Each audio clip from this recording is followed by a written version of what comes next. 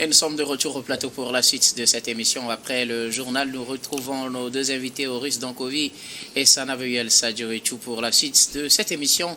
Nous abordons notre troisième sujet. Nous parlons à présent de la CEDEAO et de la célébration de ses 50 ans.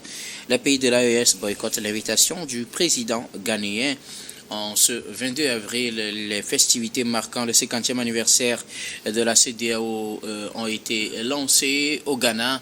Le pays hôte a invité officiellement les pays de l'AES. Le président ghanéen John Dramani Mahama a adressé une invitation officielle aux présidents des pays membres de l'AES pour les inviter donc à cette célébration et occasion également de discuter des relations entre l'AES et la CEDEAO. À l'ouverture, les présidents membres de l'AES n'ont pas répondu à cet appel. Nous en parlons avec nos invités. Il y avait de l'espoir. Est-ce qu'on puisse les voir? On aurait pu imaginer un nouveau tournant dans les relations entre la CEDEAO et l'AES qui se présentait justement à ces cérémonies marquant le cinquantenaire de la CEDEAO. Malheureusement, ou je ne sais quoi dire, ils n'ont pas répondu à l'appel russe. Bon, après, moi, je vois pas en quoi c'est un boycott. Hein. Ils vont dire combien de fois qu'ils veulent pas réintégrer l'association. Est-ce répondre à l'invitation veut dire qu'on veut réintégrer? Oui, mais si on m'adresse une invitation, j'ai le droit de refuser ou de l'accepter. Donc si je la refuse, est-ce que cela sous-entend que je boycotte? Maintenant, il s'agit des 50 ans de la CEDEAO.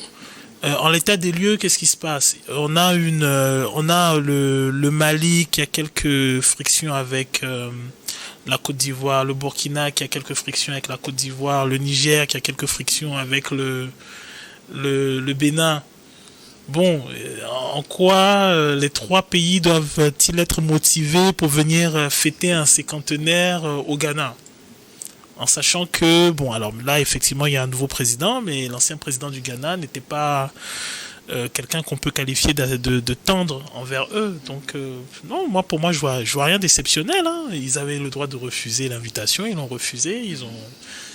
Voilà, il s'agit d'une organisation qu'ils ont quitté.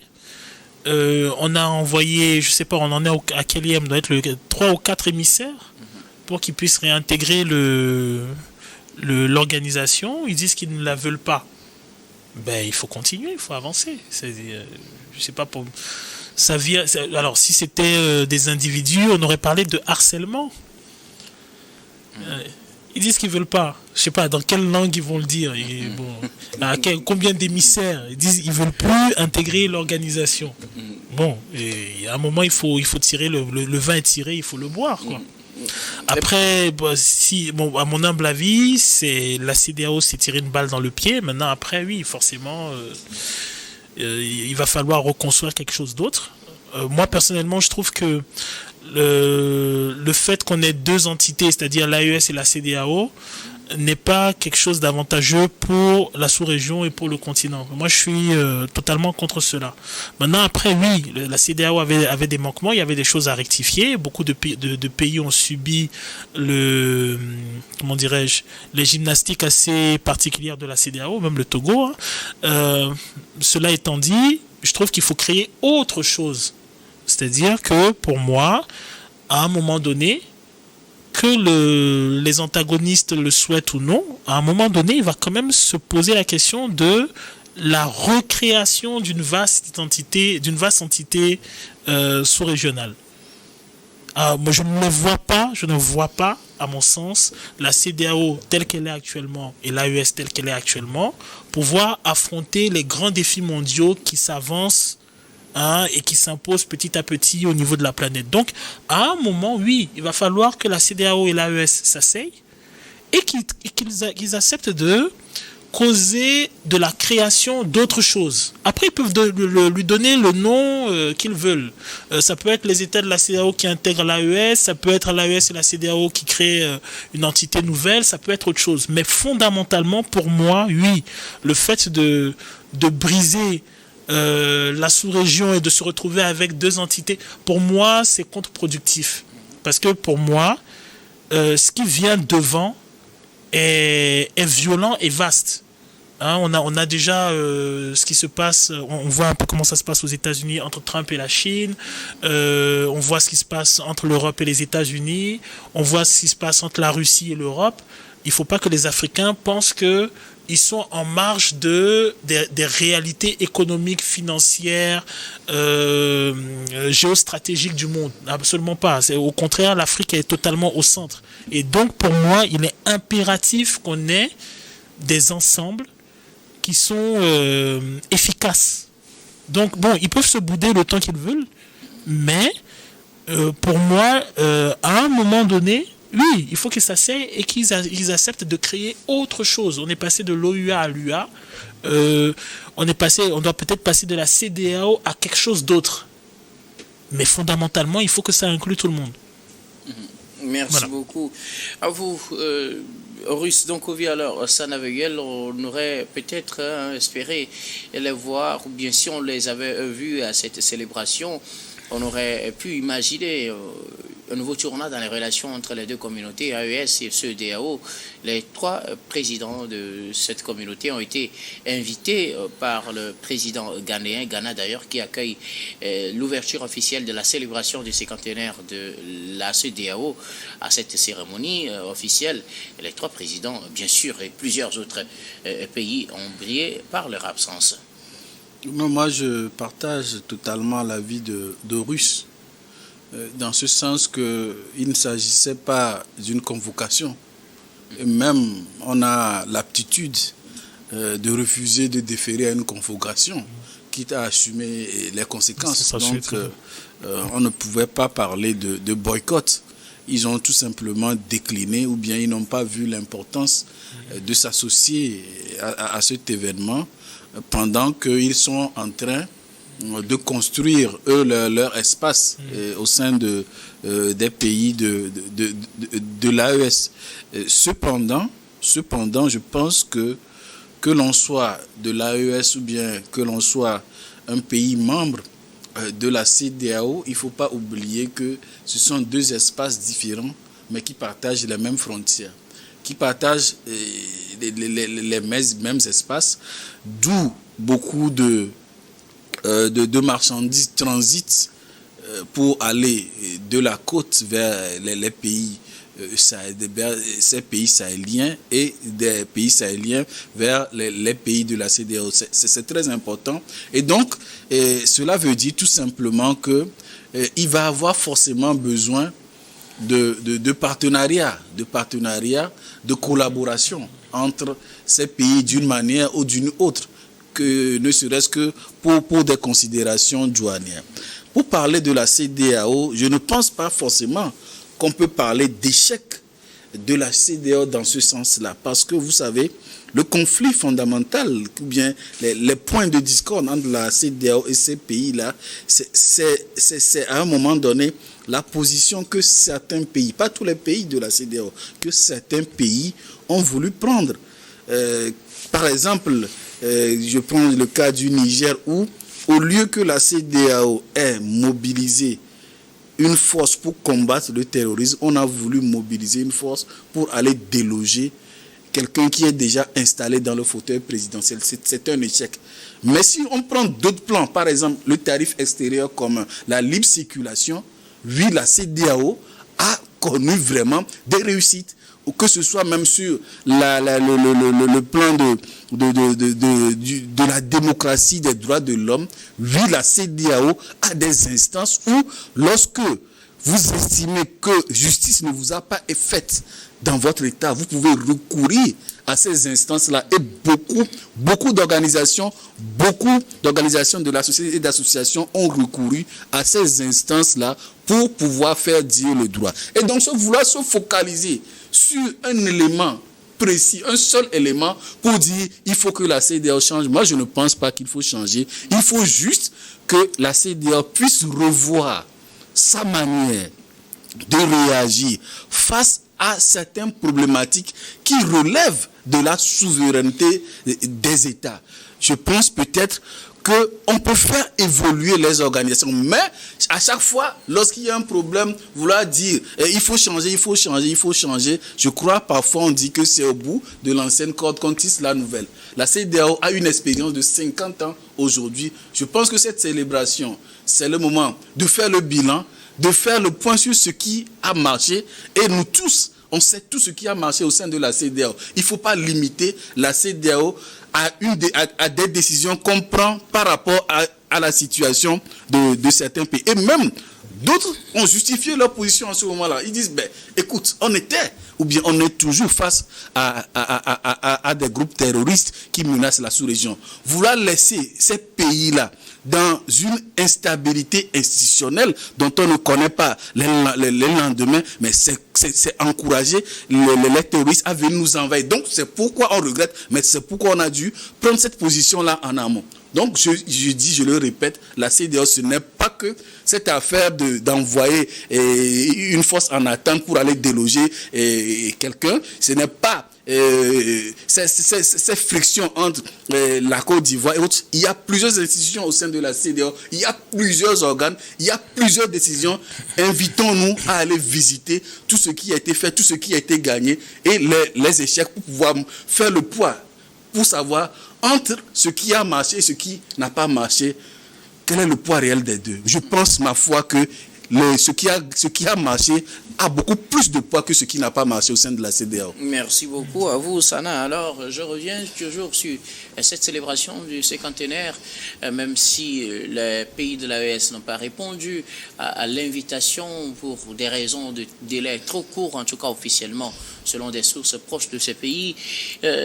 Leur présence a été évoquée, ou du moins les relations entre la CEDEAO et les pays de membres de l'AES ont été encore évoqués dans les discours, notamment le discours du président de la commission de la CEDEAO, le docteur Aliouma Touré, et puis le président du pays qui accueille le lancement de cette célébration, le président John Dramani Mahama du Ghana, ont mis l'accent sur la nécessité d'abord de revoir ces pays revenir dans la CEDEAO, d'une meilleure coopération avec ces pays.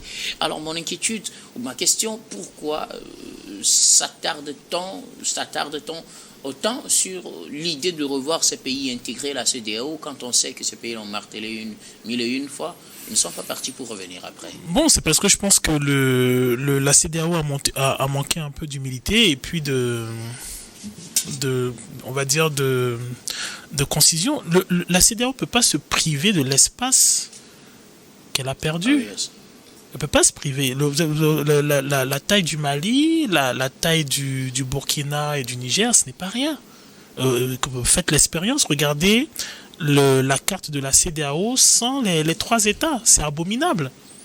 C'est abominable. C'est se priver de richesses, de territoire, d'une population dynamique qui constitue limite, qui est le grenier de toute la région. Nous, on est au Togo, on a des produits qui nous viennent du Mali, qui nous viennent du Burkina, qui nous viennent du Niger. On a des métaux rares qui sont dans ces pays, on a nos ports qui dépendent de ces pays. C'est une grosse erreur. Et c'est d'autant plus une erreur que, à mon sens, la sous-région est en retard. Elle est en retard. Je vais faire une anecdote. C'est possible de vous déplacer du Canada au Chili. Donc, vous pouvez prendre le freeway du Canada jusqu'au Chili, jusqu'à Ushuaia. C'est possible de vous déplacer du Portugal à l'autre bout de la Russie, c'est-à-dire Vladivostok. Vous pouvez traverser l'Asie de part en part. Vous ne pouvez pas pour l'Afrique. En 50 ans, j'aurais dû avoir un freeway qui me permet d'aller de Abuja à Dakar, ou un chemin de fer qui me permet d'aller de Lagos à Dakar. Si je fais une comparaison avec certains États, quand je prends par exemple les dragons asiatiques, je prends Singapour, je prends le Vietnam. Le Singapour en 65, c'était rien. Singapour, maintenant, c'est un des plus grands ports du monde. Vous prenez le Vietnam en 75, lorsque en Afrique, c'était les capitaux qui étaient fournis à grand effort de chèques et ainsi de suite. En 75, le Vietnam, c'était rien du tout. Actuellement, vous ne pouvez pas comparer Abidjan et Hanoï. Vous ne pouvez pas comparer Dakar et Hanoï, c'est pas possible. Vous ne pouvez pas comparer Singapour et, je ne sais pas moi, Lagos, c'est pas possible. Donc c'est pour dire que oui, il y a eu des frictions.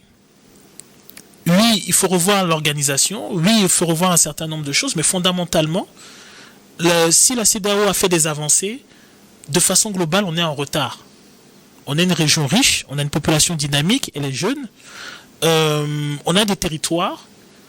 Le défi maintenant, c'est de construire des routes, de faire des chemins de fer, c'est de transformer le lithium du Mali de façon à avoir le marché des semi-conducteurs, par exemple en Afrique. C'est d'avoir la bauxite de la Guinée de façon à pouvoir avoir des industries sidérurgiques en Afrique.